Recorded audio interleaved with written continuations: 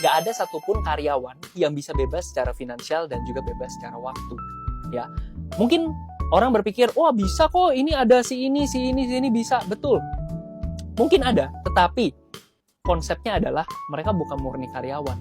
Mereka adalah seorang karyawan yang pada akhirnya mengumpulkan modal, pada akhirnya mereka buka usaha, bisnis gitu ya, ataupun mereka berinvestasi. Pada intinya apa? Sebenarnya mereka balik lagi, mereka adalah seorang pebisnis ataupun investor. Ya, kalau misalkan kalian hanya mengacu pada menjadi seorang karyawan, kerja terus gitu ya, apalagi kalau misalkan Anda tidak punya money management, kalian tidak punya sistem pengelolaan uang yang baik, pada akhirnya apa? Setiap bulan uang yang kalian kumpulkan habis begitu saja, dan bulan depan kalian kerja lagi, habisin lagi, dan pada akhirnya apa? Kamu tidak punya uang untuk kamu bisa puterin. Kamu tidak akan sampai di titik kamu punya bisnis, kamu punya investasi, kamu tidak akan pernah sampai di tahap itu.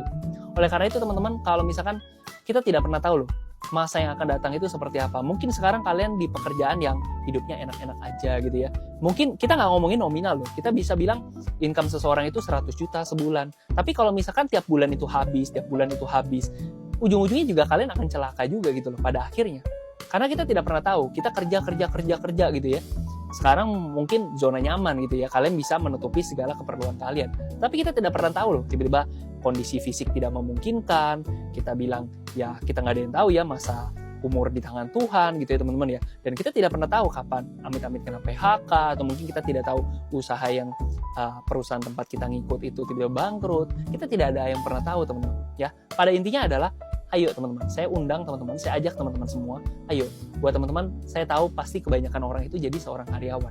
Tapi ayo, cobalah kita melek, kita masuk ke dunia bisnis dan juga dunia investasi.